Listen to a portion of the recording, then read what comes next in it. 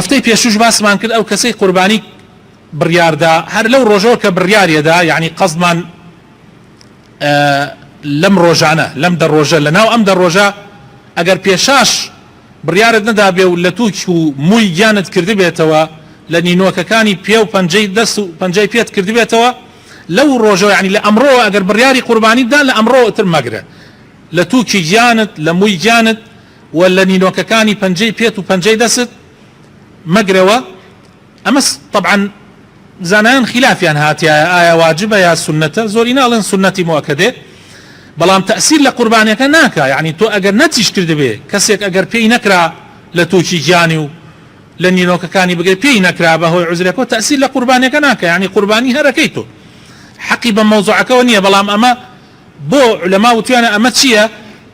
يعني تو لتوك نجري تو لنينوك نجري فرميتي ام فرميانا اما يعني تو كوتشون بلي كانه منش لقل حاجه كان بجدارم لبريشتا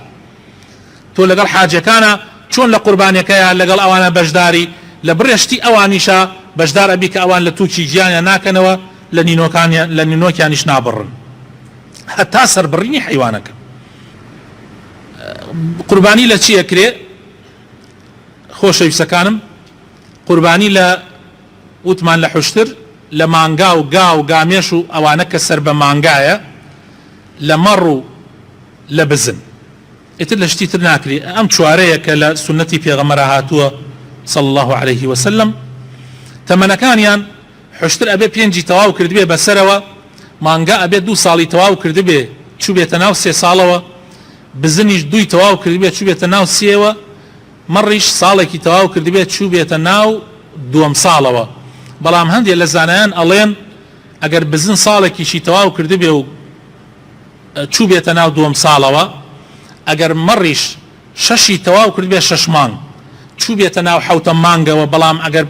گۆشتیان زۆر بێ و قەڵەو بن و بەرچاوی بێت قەینا یعنی بۆ ئەم دوانەی ئەخیرە بزنەکە یەک ساڵیش بێ یعنی ساڵی تەواو کردبێ و مەڕوشەکەکەش ئەگەر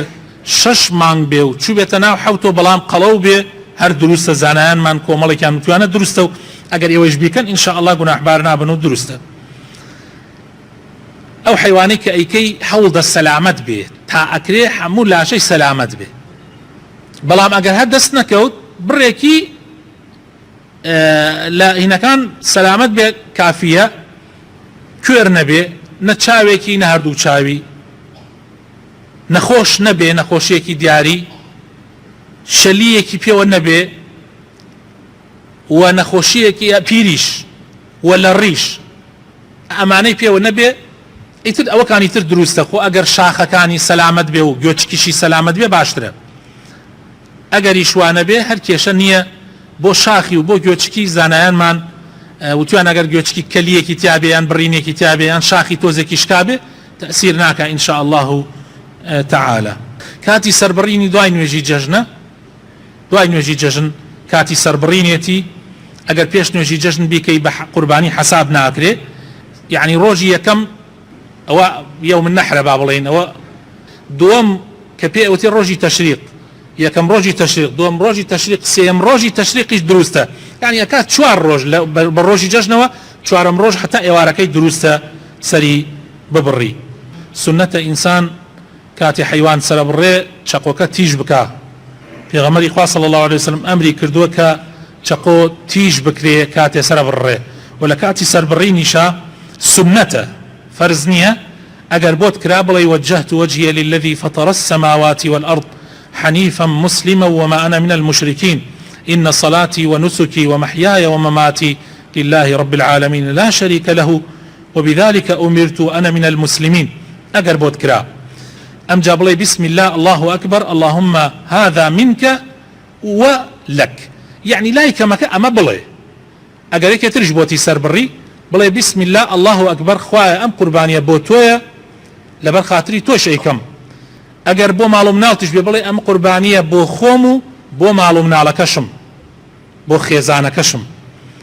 أجر بو چند كسي كش بينا وكانشان بهنري باشا پیغمبر صلى الله عليه وسلم كاتي سري بالرياء فرميتي بسم الله الله أكبر هذا عني وعمن لم يضحي من أمتي فرميتي أما بو منو بۆ ئەوانەیە لە ئومەتەکەم کە قوربانیان نەکردووە ئینشاءالله پێغەمبەری خوا صلی الله علیه وسلم لەوێشە فەقیرەکان و هەژارەکانی لەبیر نەکردووە قوربانی بۆیان کردووە تا قیامەت ئەیشتوانی ئەو ئاەتەش بخوێنیتەوە ربنا تقبل منا إنك أنت السميع العليم وتب علينا إنك أنت التواب الرحيم يا ربي خوا لێمان قبول بکەی ئەوەش بڵێ شتێکی چاکە و باشە إن شاء الله تعالى هەروەها خۆشەویستەکانم ئایا دروستە کەسێ بکەی بە وەکیل بۆتی بکە کابرا لە وڵاتێ ترێکی ترەکا بە وەکیل مەسەلەن من لێرە برایەک مەکەمە وەکیل بۆمی بکە دروستە وەکالەت لە قوربانیکردنە دروستە یەکێ لە جیاتی یەکێتر بیکە دابەشکردنەکەی هەنێ کەس ئەوە لە ناو خەڵکە این بوو ئەگەر بۆ مردوو کردت لێی مەخۆ ئەگەر نازانم چی و ئەگەر نەزرت کرد ئەمە قسەیەکە بەڕاستی گشتی خەڵک بۆ خۆی دروستێکە یعنی هەر لە کاتی خۆش ئەگەر عولەماش وتوێتیان هیچ بەڵگەیەکیان لەسەری نییە پێغەمبەر صلی الله علیه وسلم بەنسبەت قوربانیەوە فەرموویەتی لێی بخۆن لێی هەڵبگرن و دابەشیشی کەن یعنی تۆ توانی قوربانیەکە بکەیتە سێ بەشۆ بەشێکی بۆ ماڵ و مناڵ و میوانەکانت بەشێکیشی هەڵبگری بۆ ئەم چەند ڕۆژەی جەژن و باقیەکەیشی ببەخشیت ئیتر پێویست ناکە ئەم پرسیارە زۆر بکرێ خۆتانیش بۆ مەشغوڵ مەکەن لە حیوانەکە نابێ ئەجری کابرای قەساو بدەی پێستەکەشی نابێت لە جاتی ئەجر پێی بدەی بیدەی پێ گۆشتی بە هەدیە بدەیت تێ قەینا پێستەکەشی بە هەدیە پێ بدەی هەر قەینا بەڵام لە جیاتی کرێ مەیدە پێی کرێ ئەگەر کرێ پێدەی وە جیا کرێەکەی پێ بدە و حەقی لەینەکە نەبێ بۆ مردوو ئەوێ قوربانی بکەی بەڵێ بۆ مردوو ئەوێ جمهوری علەما وتوانە بۆ مردوو ئەوێ وەسێتی کردبێ وەسێتی نەکردبێ ئەمە ئیمامی ابن تەیمیە وای فەرمووە ابن القەیم وای فەرمووە لە زانا تازەکانیشمان شێخ بن باز و لیژنەی فتوای سعودیەیش وایان فەرمووە و لە قەدیمەکانیش جمهوری علەما وایان فەرمووە ئیتر خۆ مەشغوڵکردن بەم شتانەوە کاتکوشتنە بۆ مردوو نابێ و بۆ نازانم چی چۆن نابێ بۆ نابێ تۆ بۆ ڕۆژوو ئەبێ بۆ مردوو بۆ حەج ئەبێ بۆ مردوو ئەمە بۆ نابێ ئەوەی کە نابێ بۆ مردوو تەنها نوێژە ئیتر تەواو مادام زاناکانیشمان زۆرینیانمان فەرمووە تەواو ئیتر خۆمانی پێوە مەشغوڵ ناکەین و کاتی خۆشمانی پێوە ناکوژین ئەوەی سنەتی پێغەمبەرە خاوەن عایلە ئەیکات بۆ کەس و کارەکەشی تەواو حیوان مەڕ تەنها ئیسا هەنێ کەسێ مەڕ تەنها بۆ یەک کەسە بێ ڕاستە یەک کەسە بێ بەس خۆی و عایلەکەی مانگا بۆ حەوت کەسە بێ بەڵێ حەوت کەس و خۆیان و عایلەکانیان ئەمە سنەتی پێغەمبەر و ئەسحابەکانی بووە وەکو بینیمان پێغەمبەری خوا وای کرد و ئەسحابەکانی پێغەمبەری خوش صلی الله عليه وسلم وایان کردووە خوای تعالی لە هەموو لایەکمان قبوڵی کە